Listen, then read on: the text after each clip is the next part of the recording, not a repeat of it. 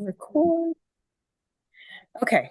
I guess I want to start with your tweet regarding Speaker Johnson canceling the session, you making sure troops are getting paid, and declining a paycheck. You want to kind of unpack your tweet for me? Sure. I think it's totally unacceptable that the government is shut down. I voted to keep the government open and to avoid a shutdown.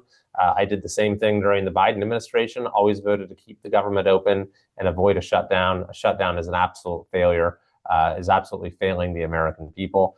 We need to be doing everything we possibly can to get the government back open. And the fact that the speaker is now canceling days of session, weeks of session, that were supposed to be taking place regardless of the government shutdown, I find to be quite mystifying because, if we're not there, it's harder for us to reach the sort of agreement that's needed to get the government open. And then even beyond that, we need to actually be working on the full year's budget, which is now already overdue. That's why we had to pass this temporary measure in the first place. I mean, those bills are coming due in just a few more weeks. So if we're not there working on it, we're going to find ourselves in the exact same position. And then beyond all that, the House has a lot of other business it should be conducting. We had oversight hearings for the Judiciary Committee we were supposed to have this last week that had to get canceled. I'm the chair of the K-12 Education Subcommittee. We could be having hearings there. There are a lot of other bills, pieces of legislation we should be working on.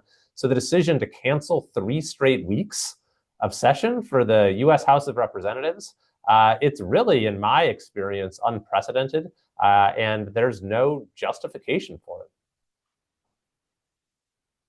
What do you think is the reason for it? Is it because of this everything that's been happening with, you know, pointing the fingers with who's to blame for the government shutdown?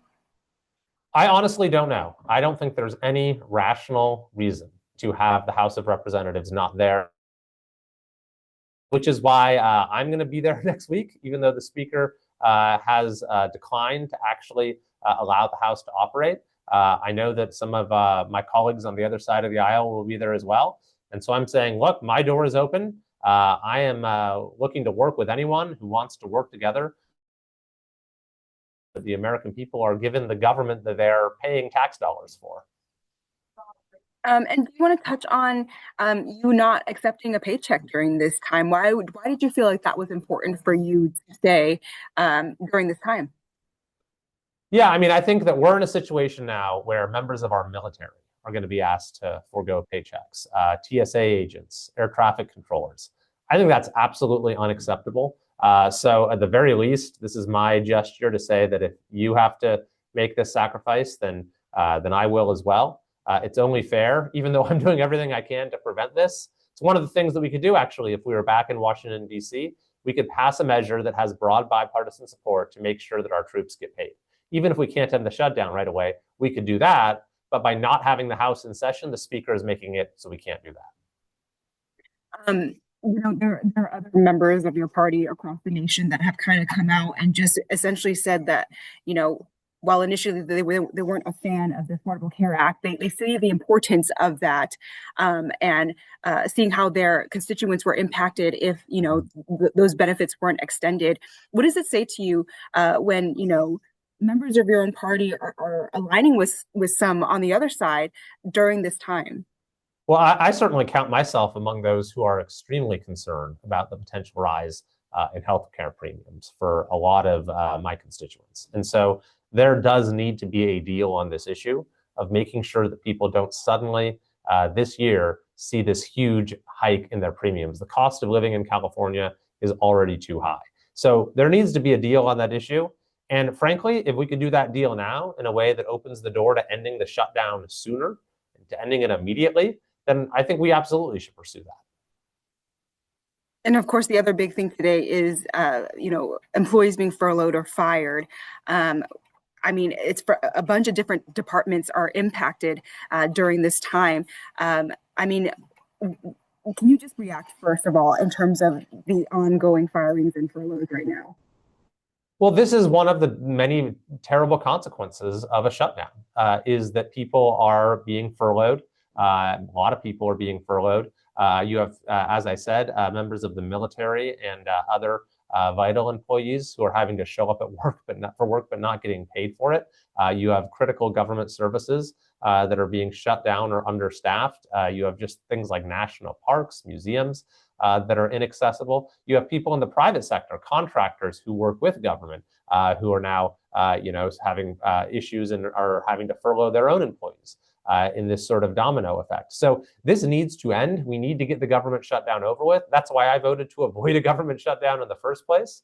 I wish the Senate would pass the bill that the House passed, but they have been unwilling to do that. So, okay, let's negotiate. Let's find whatever common ground we need to actually get the government back open again. I think that Americans, should be able to expect that of Congress at the very least.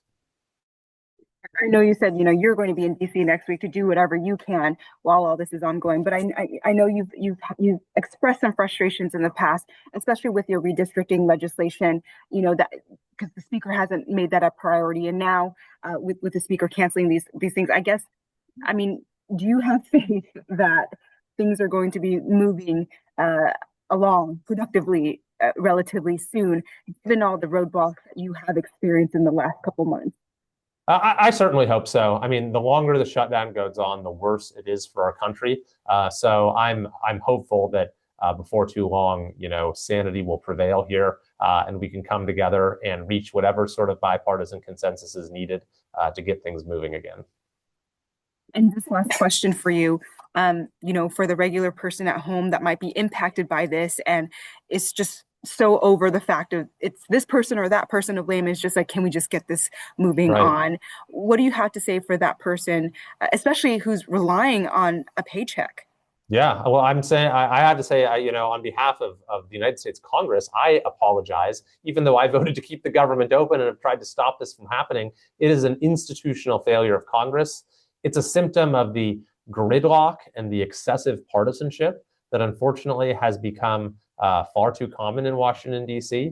And I think this only serves to undermine trust and increase disillusionment with government. So hopefully, we can find a solution here quickly.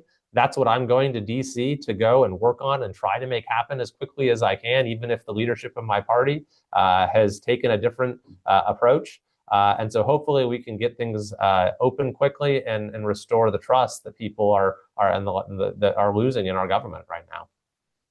Perfect. Anything else you want to add that I didn't ask? No, I think that was pretty good. Perfect. Let me stop recording.